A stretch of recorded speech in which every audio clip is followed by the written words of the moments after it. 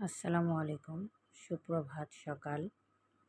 আমি সকালে ঘুম থেকে উঠেছি। এখন ভোর। বাচ্চাদের জন্য টিফিন রান্না করব। ওই যে টিফিন বানানোর জন্য আমি সমস্ত উপকরণ কেটে নিয়েছি। বাচ্চারা সবসময় নুডলস পছন্দ করে। আজকে আমি নুডলসের সাথে পাস্তা মিশিয়ে রান্না করেছি। আর সাথে আমি সস দিব রসুন কুচি। এই তো টিফিন রেডি হয়ে গেছে। আমার ছেলেরাও রেডি।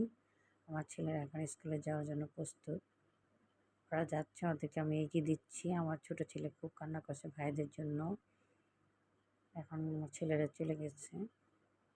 আমার ছেলেরা যাওয়ার পর আমি আবার একটু আমার পাশেই নদী, আমাদের বংশের নদী, আমার ছোট ছেলেকে নিয়ে একটু হাঁটতে গিয়েছি। খুবই ভালো লাগে সকাল দিকে, একটু নীরব, দেখতে অনেক সুন্দর লাগে এই নদীটা। নদীর মাঝে সবাই মাছ মারছে, নীরব কুয়াশা, খুব ভালো লাগে। তারপর আমি বাসায় এসে মুরগিগুলোকে ছেড়ে দিয়েছি। আমাদের বাসায় পালিত মুরগি। ভালো লাগে ভোরের সকালটা, গাছে ফুল ফুটেছে। তারপর আমরা রেডি হয়ে আমরা আজকে বিয়ে বাসায় যাবো। আজকে আমার কোনো রান্নার ঝামেলা নেই। আমার শাশুড়িকে নিয়ে, আমার বাচ্চাকে নিয়ে আমরা একটা বিয়ে বাড়িতে দাওয়াত খেতে যাব। এই যে আমার বিয়ে বাড়িতে আজকে আমাকে খিচুড়ি খেয়েছি। আমি গরম গরম খিচুড়ি খুবই খেতে ভালো লেগেছে। বিয়ে বাড়ি মানেই তো মজা। বিয়ে বাড়ির সমস্ত খাবারই আমার কাছে খুবই ভালো লাগে। আর আমার খিচুড়িটা খুবই মজা লেগেছে। আমি খুব মজা করে খেয়েছি।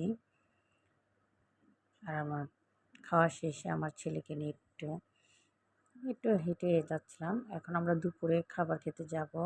এই যে আমার সব ছেলেরা রেডি হয়ে গেছে। এখন আমরা রওনা দিচ্ছি বিয়ে বাসায়।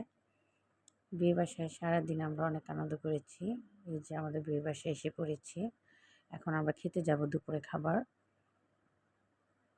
আমার ছেলে স্কুল থেকে এসে আমরা এখন বিয়ে দাওয়াতে যাচ্ছি।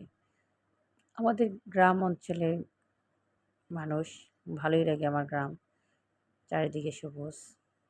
এই যে আমাদের বিয়েবাড়ি খাবার। প্রথমেই আমি পোলাও নিয়েছি, তারপর রোস্ট।